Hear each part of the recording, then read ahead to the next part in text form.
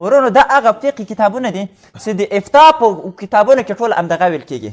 دا اوس ته لاړ شه کراچۍ ته د تخصص لپاره چې زه تخصص په فقه کې ما ول درالمختار متن درته وایي.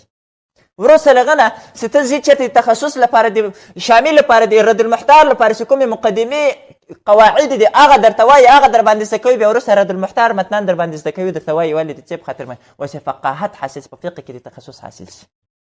مسله باندې پوه شوئ؟ دا یو دومره اهمیت لري.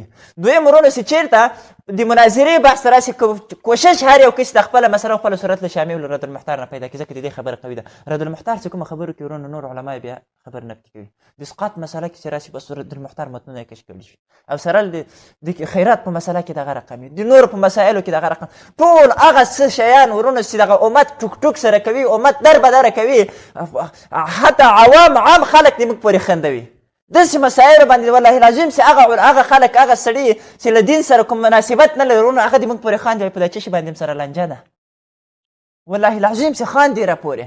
نو په هغو مسایلو کې بیا رد المحتار ده، په هغو مسایلو کې بیا په مناظرې به هم لیدلي، په یوټوبونو کې بیا د کتاب هم داسې نیولي، دا عبارتونه یې داسې ورته وایي فلاني عبارت داسې راځي. ولې خو مناظره ده که نه، سره له دې نه چې هغه مسله د څه شي مسله وي، هغه د اولویت مسله، د استحباب مسله، هغه داسې مسله چې موږ وایو چې دا بهتره ده، هغه وایي چې دا بهتره ده، هغه وایي چې دا بهتره ده، دا وایي چې دا بهتره ده، بس نور هېڅ خبر نه. ورونو دا د بهتري صورت داسې مثال لري لکه دغلته زه ناست یم، ته هغلته ناست یم، که په دغې لار باندې دلته راځي بهتره ده، دلته ما ته راځي، که په دغې لاره راځي ما ته راځي، خو د تا لپاره بهتره کومه لار راسي، په دې لار راسي که په دې لار راسي، خو مقصود خو یو دی بېرته ما ته رارسېږي. دا ورونه ټولې دغه رقم مسایل دي.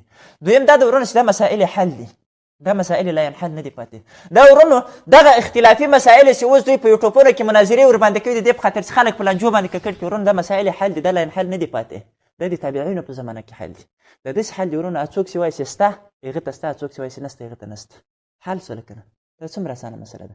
څوک چې دلیل د راوړلو د کېدلو حکم د کېدلو خبر چې کوي چې دا شی شته، خو هغه هم په هغه باندې دلیل راوړي، هغه ته شته.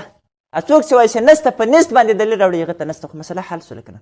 نو په حل مسایلو باندې ورونو نن دغه ټول امت در بدره کړی، نن یې په دغه حل مسایلو باندې ټول علم مصرف کړی، ټول علما، ټول مدارس، ټول طالبان په ټول په همدغو شیانو باندې مصرف کړي، شپه ورځ په همدغې کې لګیا دي. نو هغه اصلي مسایل چې هغه د کفر مسایل دي، هغه د ولا مسایل دي، هغه د برا مسایل دي، هغه د مدارات مسایل دي، هغه د مداهنت مسایل دي، هغه د نور د کفري قوانینو، هغه د غیر ما انزل الله مسایل دي. دغه ټولې مسایل بیخي پاتې دي، حتی غټ علماو ترې محروم پاتې دي، نه دي ورته معلوم چې دا اوس څنګه صورتونه دي، ولې چې ترې مصرفه کړي دي ورونه. نو همدغه ابن عابدین شامي رحمه الله د جهاد په اړه څه وایي؟ وفرجعین څه وخت کېږي؟ فقط یو وړکی لفظ درته وایم، وفرجعین په کې جهاد فرجعین ګرځېږي، ان هجم العدو